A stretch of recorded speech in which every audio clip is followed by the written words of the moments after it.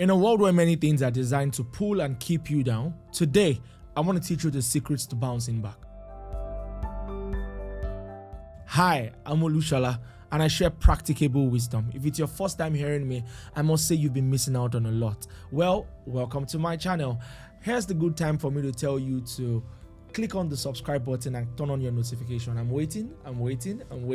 All right, thank you so much. All right, it's time to get down into the very details of this particular video. For every single person watching this video, I'm sure that at some point in your life, you must have felt disappointed in yourself and felt like you have let down not just yourself, but every other person close to you at some point or the other. Well, if that is you, I'm here to first and foremost tell you that you're not alone.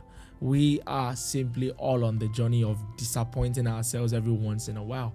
However, this video kind of focuses on another level of disappointment, which is the point in your life where you feel like you've come to the end of the road and there seems to be no glimmer of hope waiting at the end of the tunnel. So in this video, I am here to help you get back on your feet.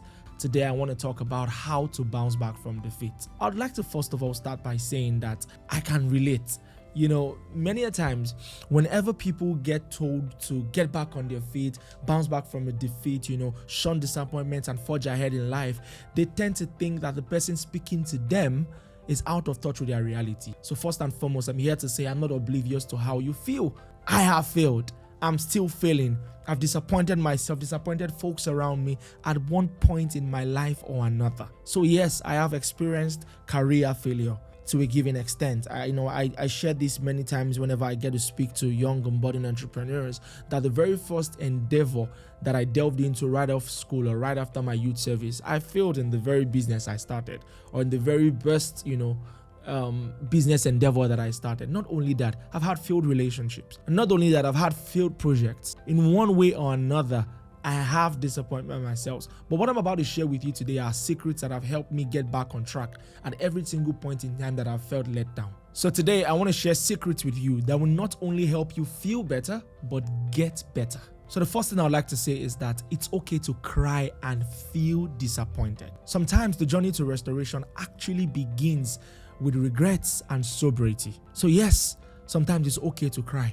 It's okay to regret everything that happened. In fact, if you do not regret what happened, you might not get to the point where you see the need to do better. So sometimes regrets could be the starting point on this journey. So yes, sometimes I advise people to cry. Cry. You could feel bad. Truthfully, it's therapeutic at times. Cry about it. Feel bad about it. And this is why many times in therapy sessions, your psychotherapist usually encourages you to pour out all the emotions. There's a reason, because you might have to empty yourself of the filth of the pain that you feel for you to be able to take in something better. So embracing the emotions that come with defeat is not the problem. The sin is allowing it to linger. So the problem is not feeling bad. The real issue is allowing yourself to wallow in that feeling. And this leads me to the second point. Never let disappointment be the final verdict. You see, one of the things that the worries in our hearts always tell us is that we're not better than our mistakes. It always makes us feel like we're in a pit that we can never get out of. And there is something you need to settle in your mind once and for all. The mistakes that I've made do not define me. I repeat, the mistakes that I make do not define me. My mistakes and how I disappointed myself doesn't say anything about my future. It only talks about my past, and it tells me the very things to improve. So you must never let one situation determine all situations. Stop going back home the first time you get turned away. So there's something you need to do. You must see your setbacks in the most possible limelight, because sometimes rock bottom is the greatest springboard that you need for success. So for example, for a ball to go higher, you need to bounce it harder. You know what that means? That the harder the ball hits the ground, the higher it goes, which means that sometimes you need to see your disappointment as the greatest call to doing much better than you would have done before. Do you understand? So the harder I hit the ground, the higher I can go, because that way I would avoid such mistakes in the future and definitely do better. So see your mistakes and your disappointments this way. It's one future mistake cancelled out of the way. Do not see it as something that kills you. See it as something that makes you wiser. So you need to let your failures propel you to do better. So don't stay there. You can't change what has happened, but you can position yourself to do better in the future. And this is important because failure exposes you to the wisdom needed to become a better version of yourself. Or that's one thing I've realized. So a vital part to this could actually be to embrace failure. Because if you do not fail, you might not be able to appreciate success. Think about this. So turn it into a motivation. Stop waiting to be extrinsically motivated. Because trust me, no one, nowhere might come and help you get back on your feet. Sometimes it's going to take you. No one is going to help you put back the pieces together. You've got to be the person to drag yourself back to your feet. This is extremely crucial. Stop waiting to be extrinsically motivated by money or people or some motivational speaker here and there. Or like you think I'm probably trying to do to you now. No, the motivation's got to come intrinsically. So the best thing I can do for you today is to point you to that point in your heart where you tell yourself, look, I've got to get back on my feet. I've got to snap back out of this reality and fully fulfill my potentials. And then the third thing I want you to know is that it's never too late for a rebirth. Listen, there is no threshold for how many times you can bounce back. Because I'm sure there's someone here watching thinking, I disappointed myself some days ago, some years ago. I failed in this business, failed day 1, failed year 3, started another one, opened. Well, I'm here to tell you, I can relate. But one thing I can tell you for certain is, listen, there is no threshold for how many times you can bounce back. The formula for bounce back ability is not dependent on how many times you've used it. It always works. Every single time. You can always bounce back. The Bible says the righteous shall fall 7 times and get up again. It means you can always bounce back. No matter how long it's been, no matter how many times you've fallen, you can always bounce back. So I know it's been a while, but one thing I can tell you is this. The next best time for you to get back on your feet is now.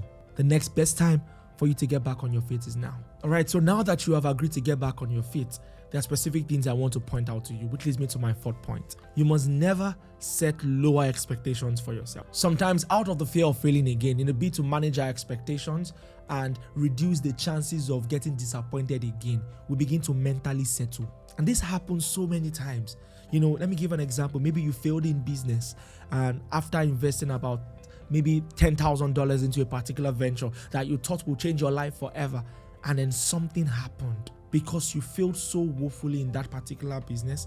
The next time you hear anything that has to do with $1,000, you just begin to get PTSD, and then it begins to, I get that. Sometimes I get that you need to learn to manage your risks moving forward, particularly if you're very risk averse. However, there's a difference between managing your risk and beginning to settle and expect lower for yourself. You must never let one event affect or damage your esteem forever.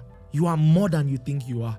Understand this. That event, as singular as it is, must be treated as a singular event. Do you get this? Or as major as it is, must be treated as a singular event. You mustn't let one case define all other cases in your life. So you shouldn't mentally settle. Tell yourself, a setback doesn't mean I can't go again or do bigger and better things. So stop shortchanging yourself. Greatness will never come by lowballing. I repeat, greatness never comes to those who lowball. You have to keep aiming higher and going better. I'm not saying you failed the $10,000 venture before, now put $20,000. No, I'm not against feasibility studies. We're still coming to that. But I'm simply saying that it starts with your mind. You must be mentally ready to go again. But this time around, not going again just for the sake of going and therefore limiting, your potentials. You must ensure you never lowball. This is very crucial. And which leads me to the second to the last point. Change your approach. Change your approach. There's a popular saying that only a madman does the same thing again and expects a different result. Look, sometimes some of the reason you've been failing could actually not be because of the difficulty of succeeding in that particular area. It could just be that you've been a little bit less innovative than you ought to have been. For example, it's like supporting Arsenal and expecting to win the Champions League. I'm sorry. Anyways, just kidding. Listen, the more you embrace innovation, the more likelier you are to outperform your old self. This is extremely important. Innovation simply means finding a new way of doing things. You need to find a new way of doing things. It's okay to go again, but this time around, I'm going to change my approach. If I used to go this particular way, I'm going to go this particular way. It was the father of evolution, Charles Darwin, who said that it is not the strongest of creature that survives. Neither is it the most intelligent, but the most adaptable to change. So if you are ever going to go back and face those challenges again, you've got to be innovative. You need to learn to change something, embrace a different approach, and this time around, you just could be crushing it when you thought that it won't be possible. So change your approach, research more, learn more about the problem and that obstacle, and find better ways of beating it. That way, you'll be surmounting it in no time. And the final thing I want to say is have a plan. Have a plan. Listen, there's no entrepreneur or any business magnate who goes into any venture or a new economic project without conducting what we call a feasibility study. A feasibility study helps you, foresee the challenges in front and look for good ways to combat them. You need to have a plan, regardless of what it is. Either, it's a career challenge, either it's a relationship difficulty, have a plan, do a feasibility study. So you're going to need to conduct a little SWOT analysis of your life. Be introspective enough to see what you might have been doing wrong, understand your weaknesses, but very importantly, understand your strengths and play according to your strengths. Play according to your strengths. This is extremely crucial. So have a plan, but very importantly, have a plan A, but also have a plan B. There must always be a contingency plan. No war general goes to the battlefront with just one plan.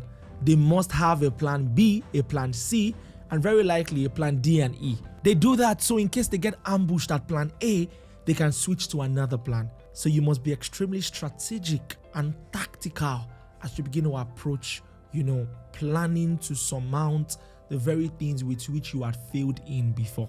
Always have a second plan and have, very importantly, a very strong plan A. This is extremely important. And in no time, you'll find out that, it becomes easier for you to beat the challenges that you once thought were insurmountable. Thank you so much for taking our time to listen to me.